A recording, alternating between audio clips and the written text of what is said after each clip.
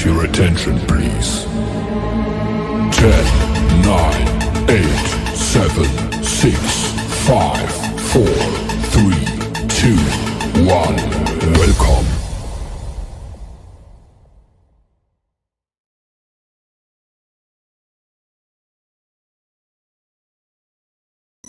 They're here.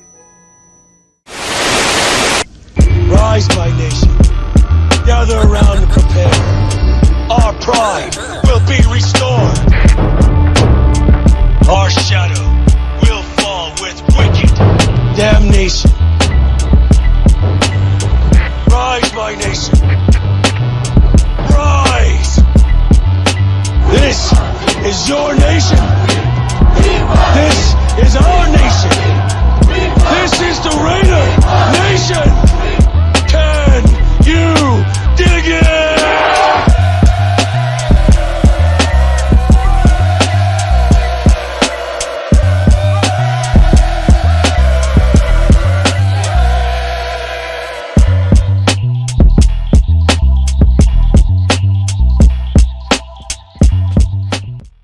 Happy holidays, Raider Nation. Ho, ho, ho, and pimps. Shout out to all y'all, man. I hope all is well with y'all on this Tuesday, the day before Christmas Eve. I hope you guys get what you deserve and that you've always won. And you can thank my helpers for building whatever it is you want, from Xboxes to PlayStation 5s to all the ladies out there, the rolls. Yes, the rolls. To the men out there, blow ups that don't talk back, and you don't have to spend money on dinners and they just ghost you after they eat. Yes, it's a day of joy, a time of sharing the greetings of Christmas. Ho, ho, ho, and more hoes. Shout out to y'all, man. Shout out to the world's most dangerous chat, man. Welcome to another episode of the Lunatic Raiders Show. Now we're gonna focus on the Tankathon. Yeah, the 2025 Tank Bowl is going down. The Giants with Jackson Dart going up against the Raiders. The Raiders with Geno. Fuck y'all, Smith. You feel me? We're gonna have a good show today. We're gonna have fun with it. As you know, we do face the Giants week 17 here at Allegiant Stadium in Las Vegas, man. Sunday, 1:05 p.m. Yes, remember, 1:05 p.m. You should be full of eggnog and joy when the game starts on Sunday. And we ready for it. Do we get our third win? Or do we get the first pick? It's gonna come down to it, man. Shout out to the world's most dangerous chat, man. I appreciate y'all for pulling up. Who we got in the building, man? We got S.A. Big Dog, and he's setting his shit off right. Let's go. I'm out of town. There you go. There you go. Robert Pena in the building, man. Salute to you. Hope all is well. Yes, indeed. Yes, indeed. Raider BL in the building, man. Salute. It's the holiday season. We got James Farpo in the building, man. He following it up. You already know. I'm out of town. There you go. There you go. Yes, indeed. We in the building, and the building's packed. Let's go, man. Showcase Rule in the building, man. We ain't done. It just started. I'm out of town. There you go. There you go. Happy holidays and fuck the donkeys. Yes, indeed. I agree 100%, man. We got M2CB in the building, man. Salute to you. Hope all is well, man. Happy holidays to you and your family. Exactly, man. This is how we get down, one nation. You feel me? Yes, indeed, man. I still got some more rapping to do. Matter of fact, let me start now. I rise above these hoes as if my name was helium.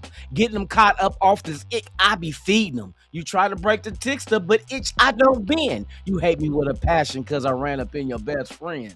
Okay, that's my rapping today, but I got some presents to rap later too. So stay tuned. Stay tuned. The platinum edition of the Lunatic Raiders Show. Let's go. Let me see who else we got up in the building, man. I got to catch up with y'all. James Farpo, we got Robert Pena in the building. Showcase Rule in the building. Yes, indeed. We up in here, man. He said we get our third. We gonna get a third win. Hey, I don't hope the Raiders lose, but like I told y'all, we don't need a tank, man. We're not good enough to win, bro. We will find a way to lose. Let's just say it that way. Not on purpose. That's just what it is. We're gonna find a way to lose. This team is not good. There's a lot of things that must be addressed in the offseason. Hopefully they do such as the offensive line, franchise quarterback. You got to worry about your linebacker core because most likely all of them might walk. So we have to find the things that we need to make this team better. And there's only one way to do this, man. You can't win now and build for the future because you're going to negate either using your draft picks to trade for players to win now or use your draft picks to draft players for the future. You can't have it both ways. You know what I mean? You can't have your cake and eat it too. We tried it. We tried it. You can't do it unless you make two cakes. One to eat and one to go ahead and have it. You know what I mean? But yeah, shout out to everybody out there, man. We in the building. So we faced the New York Giants Sunday. Both teams have the same record. Right now, we're going to do the tankathon shit. Matter of fact, let me get all this shit up. And they're going to tell us the percentages and everything and the rundown. Let me get this all lined up, you dig? Let me get it all lined up. Tankathon.com. Brilliant ass idea. Well, let's see. NFLtankathon.com. Because I want the NFL version. You feel me? We want the NFL version. Let's see.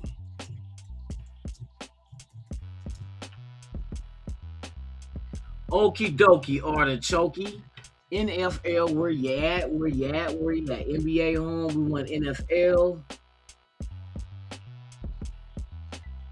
All right, we about to look at this shit, boy. Because it comes out of this. A lot of people want us to go ahead and lose out. If we lose out, we do get the first pick. But when I tell y'all about losing out to purposely tank, that's hard to do. Because there's players that's playing for their contract next year. I don't care how you cut it. You will never get a player who's playing on the last year of their contract to get a new deal to go out there and perform horribly just for a team that they might not even be on next year. Come on, bro. That's why I laugh about tanking. I laugh about tanking because a lot of people just lose on purpose. How the fuck do you do that? Think about it. How do you do that? If all your linebackers and then some of your linemen and some of these players here and players there are on their last year of their deal with us, some of them signed a 1-year deal. You think they're going to intentionally go out there and not perform at a high level so they don't get top dollar from another team?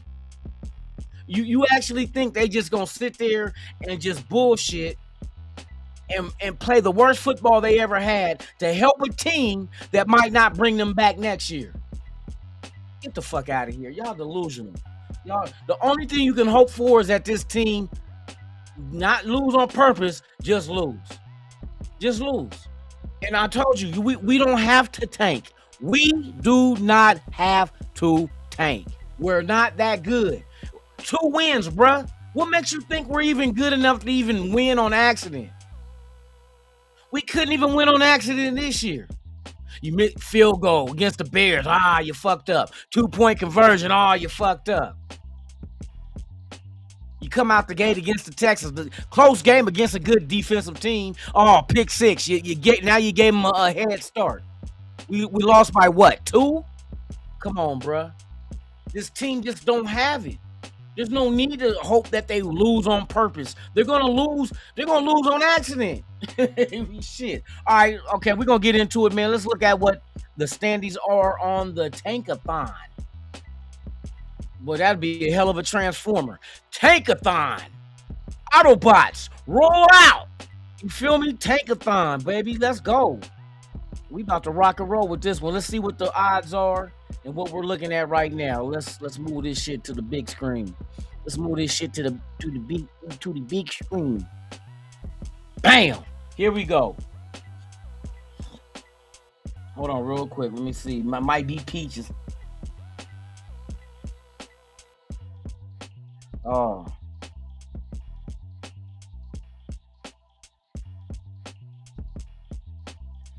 All right. So right now, as you can see, the Giants are at 1. We're at 2. Both have 2-13 records. Cleveland's behind us with 3 wins. The same with the Jets, and as well as Tennessee and Arizona. Now, the winning percentage. Fuck the winning percentage. We want to get the SOS, whichever what they call it, strength of schedule during all 17 games. The Giants' strength of schedule is 530.531, and ours is 543. We got a nice little gap between Cleveland. I don't know if Cleveland wins if we still are on top of them. Pause, no diddy. Damn. The Giants have lost 9 games, and the Raiders have lost the last 9 games. The question is, whose streak Sunday comes to an end? That's the question. Whose streak comes to an end between the Giants and the Raiders, and the loser gets what? They'll be number 1 in the draft order with 1 game. Now, I'm still kind of nervous about Kansas City. I'm just telling you. Because it looks like they're down to the 3rd string quarterback, bruh. And right now, the strength of our team, defense. Defense played a hell of a game against Houston. Only allowed Houston to have 1 offensive touchdown, with the other being a pick 6 by their defense. The Raiders' defense played well. They played well to stay into a game that they could have won. I'm worried of Kansas City the last game of the season due to the fact of the quarterback position. Who the fuck is they going to have starting? Who's going to come in there and lose the game for the, you know what I mean? Like, bruh. And this is what I mean about tanking. If teams were tanking for real, you mean to tell me the Giants and Raiders is going to be 0-0? What if they end in a tie? What if the Giants and Raiders end in a tie? If they're purposely trying to tank and each one's trying to outdo each other as far as in the loss column, what if the Raiders and Giants tie? That's a crazy, you know what? Let's see. Let's ask. What would happen if the New York Giants and Las Vegas Raiders tie in this Sunday's game for the fight to have the first overall pick? Who would get the first pick in a tie? Tie. The team with the weaker strength of schedule will get the first pick. Currently, the Giants have the edge, but a tie would mean the final strength of schedule calculation after Week 18 determines the winner.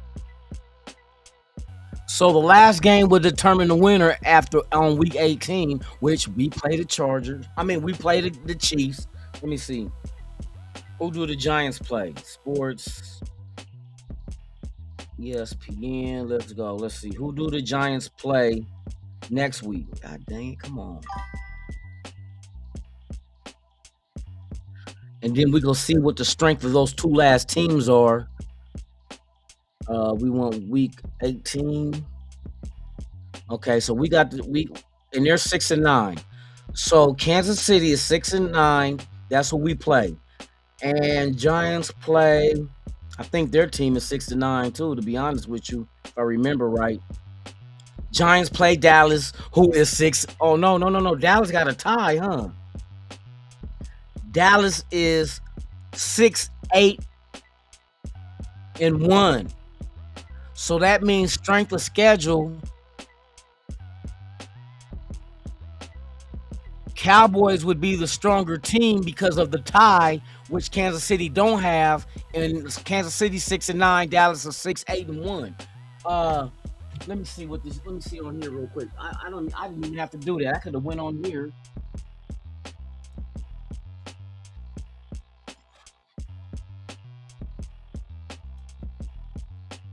Come on, man. This shit freezing up on me. So we got Kansas City. Right now, Kansas City has a 0.512 strength of schedule. which is less. Is it less than Kansas City? I mean, less than the Cowboys is 4-4-1, and the Kansas City Chiefs are they right by each other, 5-12. So the strength of schedule, Dallas has a stronger strength of schedule than Kansas City does. Oh, this shit tripping. Let me get this motherfucker off here. Where? Get off my screen, huh? Dumb. So I really gotta see. So they said if because I'm gonna tell you, if the Giants and the Raiders are both trying to lose and they both end in a tie, then it goes to strength of schedule to week 18, which we play Kansas City, they play Dallas. Dallas has a better record than Kansas City due to being 6-8-1, and Kansas City is 6-9. This you can't make this shit up. It's coming down to the very last. God dang. Hold on. Let me see what other tiebreakers. What are all the tiebreakers when it comes down to the first overall NFL pick? To determine the number one NFL draft pick, tiebreakers begin with the weakest strength of schedule, then the lowest strength of victory. After that, they consider common opponents' records, and finally combine points and standings, with a coin toss as the last resort. So it would come. The last resort would be a coin toss, and I done seen that happen in a draft order before, with two teams having to flip a coin to see who gets a draft pick. This shit could be crazy, y'all. Good question. And I'm telling you, I gotta think of everything. Salute to the world's most dangerous chat, man. I appreciate y'all. Thank y'all for pulling up. If this is your first time here, please subscribe to the channel, hit that like, leave a comment, and hit that notification bell so you can be notified of all the content I release, even breaking news. Once we hit 3,000 subs, I will be selecting one lucky subscriber for a brand new TV. That's right, brand new TV, not no bullshit 23-inch. Not no bullshit 40-inch, not no bullshit 50-inch. You gonna get you a nice size TV courtesy of Raiders Allegiance. And Raiders Allegiance will have a new ownership shortly this year. So stay tuned. I'm gonna show you I'm gonna tell y'all what the realignment is. It will be under a DBA, new DBA. Company that I got started that is going to take care of everything, which is the podcast. I'm writing scripts for movies, animated series is coming, as well as music. There's artists that we're producing that's coming out, whether it's hip hop or an R&B. So there's a lot of shit that I got going on. I told y'all once I get everything up and running, and I'll let y'all know. But Raiders Allegiance will be falling underneath that umbrella of the LLC that will be started. So I'll let y'all know everything coming up shortly. Does it change anything? It will in the future. As far as providing sponsorships of the channel, and there's a lot of other things. You know what I mean? That we're still gonna do the 3rd annual home opener pool party in September. So stay tuned for that. That'll be at the Paris, Las Vegas. Stay tuned, and it's a free event. You can bring your kids. There will be food. We raffle off gifts. We just have a good time and just hang out, talk football. You know what I mean? So if you're in Las Vegas for the home opener, which we don't know what it is, I'm assuming it's going to be week 1. We're going to open up next year at home, week 1. Who? I don't know yet. We'll go through the schedule and try to figure it out like I figured out this past year. But I doubt it's week 2 or week 3 because we've done that these last 2 years. This past season, it was the Chargers, week 3, home opener. The year before, it was Carolina, week 2, home opener. And then this year, I coming up, I expect it to be week 1. Just the rotation of the way things work. So, with that being said, shout out to all y'all. SoCal Sound, the building, man. Salute to you. So, yeah, man, it's going to be very interesting to see exactly how things transpire with the Raiders versus the Giants. Loser gets the number 1 overall pick. which I don't think the Giants are really tripping off of. You know what I mean? Just because they have their quarterback in Jackson Dart, I don't see them out there trying to lose on purpose. I just believe that they got a rookie quarterback running their offense and their team is just not up to par yet. They're still in development. Us, we're not developing a rookie quarterback. We got a quarterback that, you know what I mean, the land before time. He's stuck in the past. He's not the Geno Smith that we hoped him to be. So that is not anything that we can look forward to and say, oh, he's going to go out there. He can win games, but at the same time, he can lose them just like he's been doing. Turnovers. Hot apple turnovers. He leads the league in turnovers right now. Him and Tua was going neck and neck, and Tua got benched, and he passed him. So it is what it is. It's going to be interesting how things unfold. I know we all want the number one pick. I want my franchise quarterback. But if Dante Moore comes out in this year's draft, I don't really see a need to have to jump to one. I think the Jets, from all the mock drafts, is telling me they're the ones that them and possibly Cleveland could move up for Mendoza. But I think when it comes after that, because right now, Giants are first in the draft order. They don't need a quarterback. I'm worried about Cleveland because they drafted 2 quarterbacks last year, but that dumbass franchise will draft another quarterback. And when I call them dumb is, you had a high draft pick last year, and then you went Shador way in the 5th round. You went Doug Gabriel, not Doug Gabriel. Oh, my bad. Gabriel from Oregon. You went him. You drafted him before.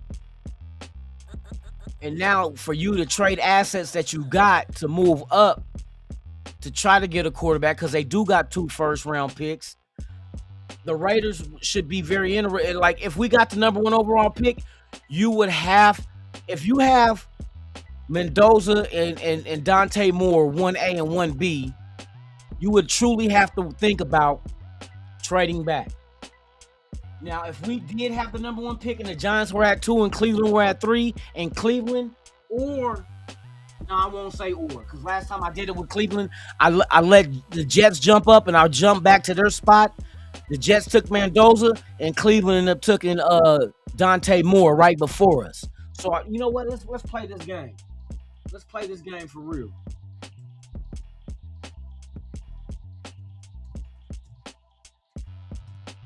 We're gonna do this mock draft. I just want to see how this shit. I don't want to do the whole mock draft. I just want to see the maneuvering of what they're predicting teams to do in the draft.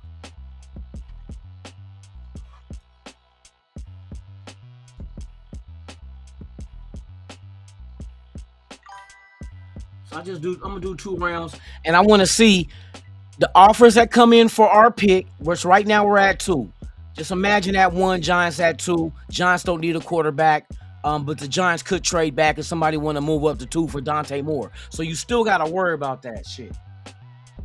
But just, for shits and giggles, let's play the game of trading back, because I'm pretty sure the Jets and Cleveland will offer us picks. And both of them is going to offer 2 first-round picks this year and an extra next year. If we're rebuilding, that'll be perfect. And if we can get one of these 2 quarterbacks in this draft as well, that'll be a win-win. You get one of the quarterbacks, the top 2 that we're coveting, and then we go ahead and have extra picks to build the offensive line, get a number 1 wide receiver, or go get a linebacker, all within the first 2 rounds. And then next year we have 2 first-round picks. If all else fails with the quarterbacks in this year's draft, and say Dante Moore stays in college and comes out next year, then 2027 we got maneuverability with 2 first-round picks for trading back this year to go ahead and move up and grab them, because most likely everybody's going to be settled with their franchise quarterbacks that they already have. So let's just see. We're going to do 2 rounds. I just want to see what the offer is going to be for the second pick. I'm just curious. So we're going to do this shit right now. Let's go.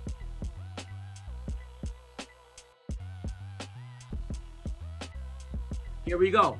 Cleveland's offering us both of their first round picks and their 3rd round pick. That's a high 2nd round pick this year. So we would have 1, 2, 3, 4 picks in the first 2 rounds. But, and they're the only ones that offer us.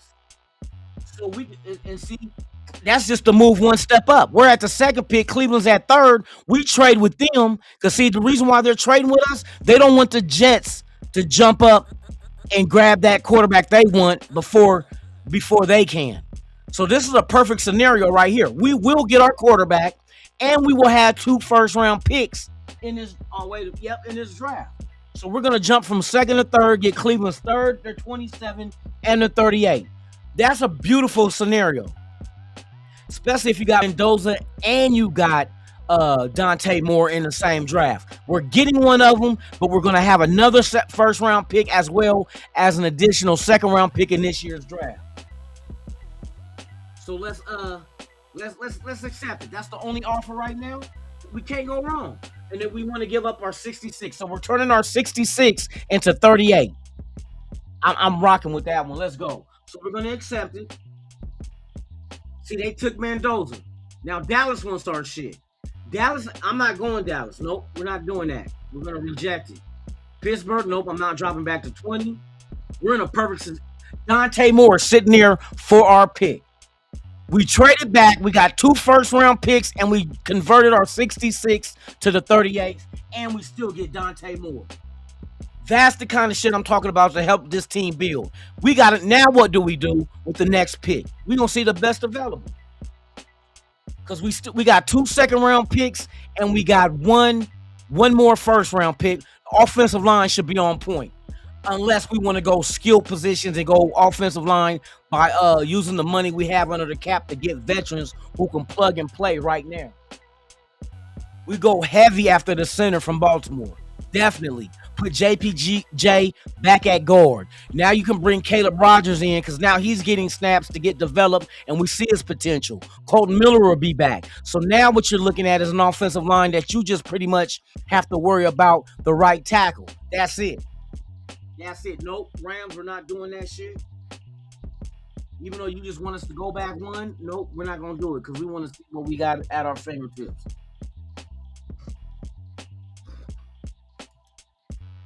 All right, so our next first-round pick. The best available is C.J. Allen, linebacker, Georgia, and then Colton Hood, cornerback, Tennessee. These are first-round potential picks. What do we want? Wide receiver, Denzel Boston. There we go right there. Do we need a number 1 wide receiver? 6'3", 209 pounds. Denzel Boston enters his junior season at Washington, poised to headline the Huskies receiving corps after waiting his turn behind NFL-bound stars like Rome Odunze and Jalen Pope and Jalen McMillan. Standing at 6'4", 209 pounds, Boston broke out in 2024 with a 63 receptions, 839 yards with 9 receiving touchdowns, thriving as a red zone mismatch and showing off his expansive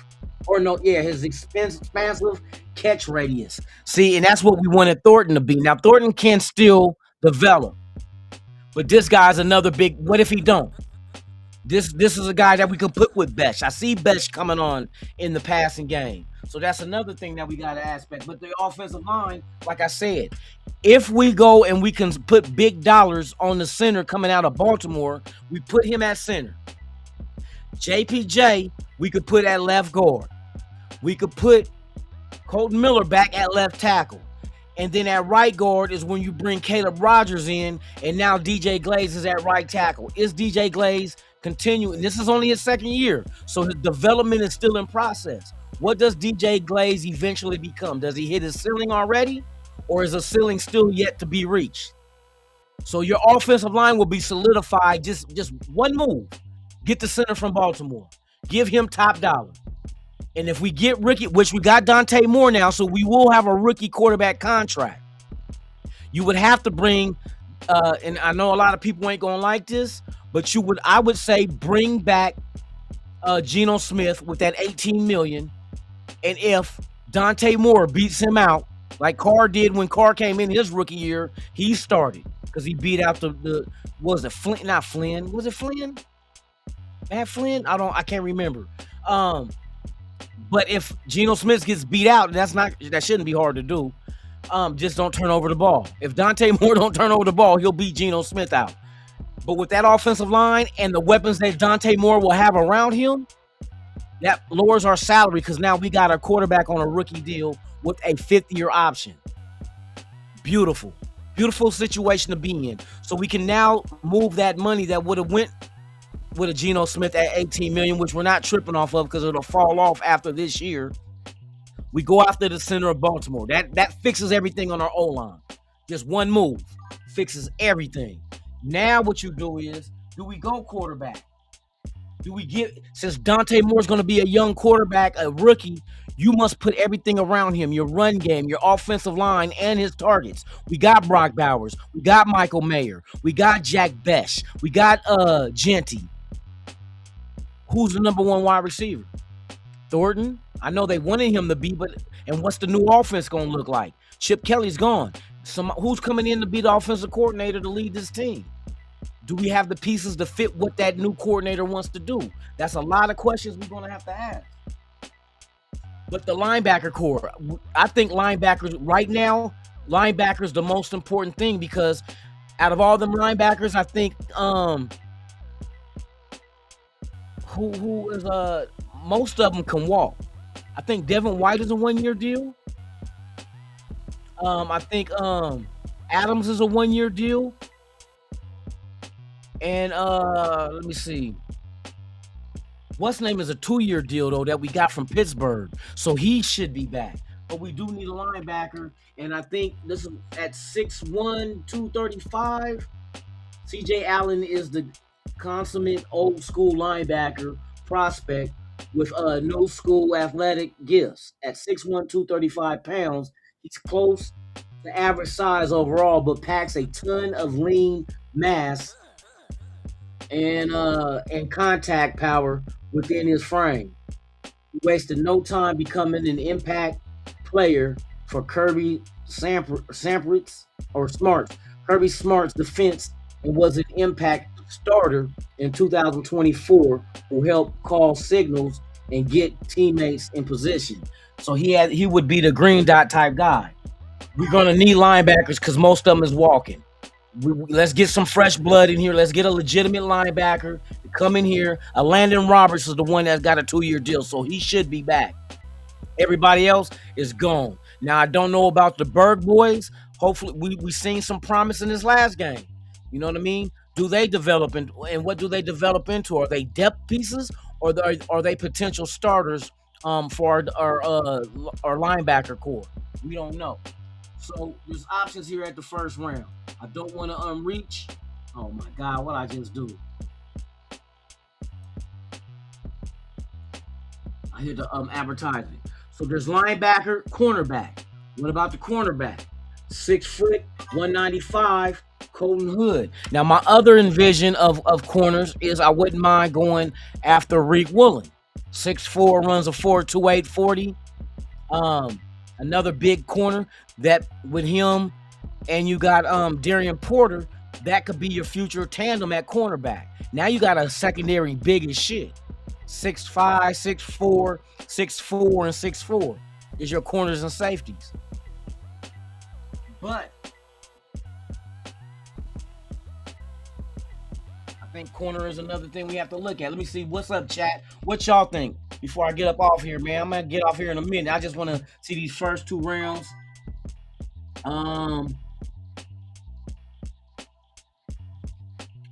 Who else up in this building, man? James Furpo in the building, M2CB. Alec M in the building, man. Salute to you. My girl Peaches in the building. Salute. We up in here. All right. So what I'm going to do, I think linebackers are pressing need. That's the best overall available. It's available of need. Or do we go defensive tackle? Caleb Banks from Florida. To help to give, man, what the fuck to do? The trenches are more important than anything else from what they say. Defensive tackle, what Banks look like? 6'6", 325. Caleb Banks broke out with 4 sacks and 7 tackles for loss in 2024, showing off high-level tools in the process. At 6'6", 325 pounds, with arms over 35 inches, he has overwhelming size, height, and forklift power to pair with inhuman burst and quickness at that size. His rare raw talent has, you know what, grandfather, I'm gonna go defensive tackle because we always talk about Max Crosby being by himself on that defensive line, which it's 100% true. Let's get him some help. What Christian Wilkins was supposed to be, let's go ahead and do that, man. So I'm gonna do Caleb Banks. So now we got Max Crosby some help. Now we got 2 second-round picks. Now let's start looking at. We can look at linebackers then. No, I'm not trading. Fuck Miami. No, I'm not trading Seattle. Okay, here we go. We got the first pick of the second round with the trade we made with Cleveland. So let's see who's next on line. Now we got other corners, offensive. Oh shit, I like Lalulu, the offensive center. Damn, but if we go, free agency is first before the draft, so we potentially could take care of the center spot with old boy from Baltimore if he decides to leave or does not get franchise time. Damn, I want to build something nasty. So the cornerback, let's see, Keith Abney, 6 foot, 190 pounds. Keith Abney, the second, was one of the stars of Arizona State. I remember looking at him before. 62 tackles, 3 INTs, and 9 pass breakups. But this is the center. If we draft a center, that really sets everything. But see, he's a rookie. But he's a legitimate, another Oregon center, which he's up for I forgot the award that JPJ won. When he came out of Oregon, this guy is up for the same award. Another center from Oregon. We know what JPJ is. Do we do it? That would align the offensive line to be Colton Miller at left tackle. You could put JPJ at left guard. Then you would draft Lalulu and put him at center. Caleb Rogers at right guard, and then DJ Glaze at right tackle. And that's a nice young offensive line if you think about it. this is his second year. This center would be a rookie. The right guard, Caleb Rogers, this is his first year. And DJ Glaze is in his second year. If you can develop that whole offensive line with Colton Miller as the anchor at left tackle, you can develop chemistry amongst those young guys. That could be your offensive line for years to come, until it's time to go ahead and swap out Colton Miller. But right now, you're at the most important spot. A healthy Colton Miller is great, but you got JPJ, Lalulu, and you got Caleb Rogers, and you will have DJ Glaze on your offensive line. That's a very young offensive line that's still yet to develop, that you could be. Once you get that done, you're done. You're done. The highest salary on that whole offensive line is Colton Miller. You won't have to go and spend that money on old boy from Baltimore, which you could use that money in return now. Let's go get some big names. You know what I mean? Young big names though. Young. But and we do need offensive line. Fuck it, we're gonna let them figure it out. We're gonna go to center, Oregon center, Lalulu. Now here goes our second pick. Nope. Safety, do we really need offensive tackle? Trevor, linebacker, Texas, Anthony Hill Jr. Now that's a name that I've been coveting since last year. 6'3", 235 pounds. Anthony Hill Jr. has smashed a laundry list of accolades just 2 years into his college or collegiate career. He was Big 12 defensive player or freshman of the Year in 2023 after making the leap as a five-star recruit. In 2024, he was a first-team All-SEC defender and a first-team All-American, accounting 113 tackles, 17 tackles for loss, 8 sacks, an INT and PBU, and 4 forced fumbles. That's a guy that's after the ball. And we need a linebacker due to the fact that our linebackers, majority of them is going to walk. Damn. So that's something you can do right there. This is just for shits and giggles. But if Cleveland wants to jump from 3 to 2 to make sure the Jets don't jump us and get ahead of us of them, they're giving us 2 first-round picks, and we're swapping our 66 with the 38th, which is the first pick of the second round, I think it was.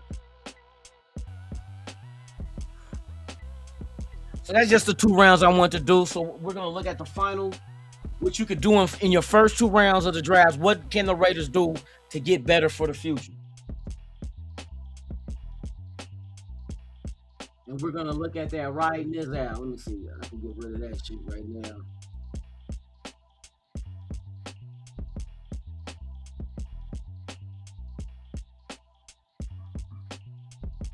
So we got Dante Moore. We got the center out of Oregon.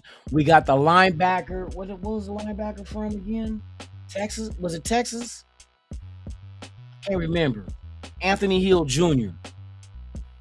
And then was the defensive tackle from Florida. So we got Max Crosby help on that defensive line, and we got help on the offensive line.